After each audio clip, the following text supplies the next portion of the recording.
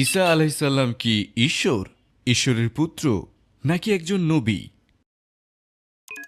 খ্রিস্টান মতবাদ অনুযায়ী বলা হয় তিনি সম্পূর্ণ ঈশ্বর আর সম্পূর্ণরূপে মানুষ, শতভাগ ঐশ্বরিক, শতভাগ মানব।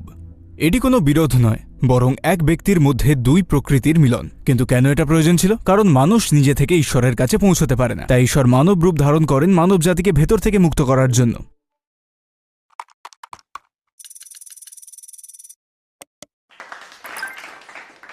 আপনি বলছেন তিনি শতভাগ মানুষ ও শতভাগ ঈশ্বর, কিন্তু এটি সব দিক থেকেই গাণিতিক, দার্শনিক ও অস্তিত্বগতভাবে সাংঘর্ষিক।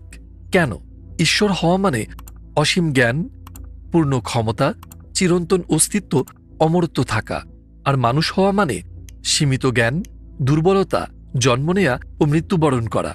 প্রশ্ন হল, কিভাবে একজন সত্তা একই সঙ্গে অসীম হতে পারে আবার সীমাবদ্ধ? এটি তো স্পষ্টভাবে বিরোধহীন যুক্তির নীতিকে লঙ্ঘন করে। একটি জিনিস একসঙ্গে আবার নয়, দুটি একসাথে হতেই পারে না একই প্রেক্ষাপটে। এটিকে পবিত্র রহস্য বলা কোনো সমস্যার সমাধান নয়, বরং এটি এক ধরনের যুক্তিগত অসম্ভবতাকে মহিমান্বিত করা। আপনি বলছেন মানুষ ঈশ্বরের কাছে পৌঁছাতে পারে না, তাই ঈশ্বর নিজেই নেমে আসেন। আমরা বলি, ঈশ্বর কি মানব রূপ না নিলে মানুষের দোয়া কবুল করতে পারতেন না? যদি তিনি সত্যিই সর্বশক্তিমান হন, তাহলে কাছাকাছি আসার জন্য কেন আবদ্ধ হতে হবে?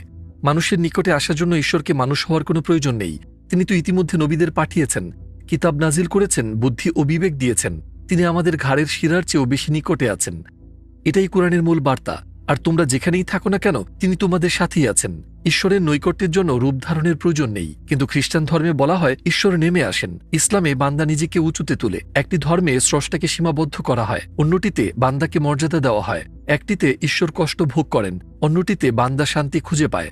তাই তাওহীদ, ইসলামী একত্ববাদের ধারণা হৃদয়কে তৃপ্ত করে, মনকে বিশ্বাস করায় আর আত্মাকে উন্নত করে। স্রষ্টা এক, তিনি আমাদের কাছাকাছি আছেন, কিন্তু তিনি আমাদের মতো নন। এটাই আসল নৈকট্য, এটাই প্রকৃত দয়া।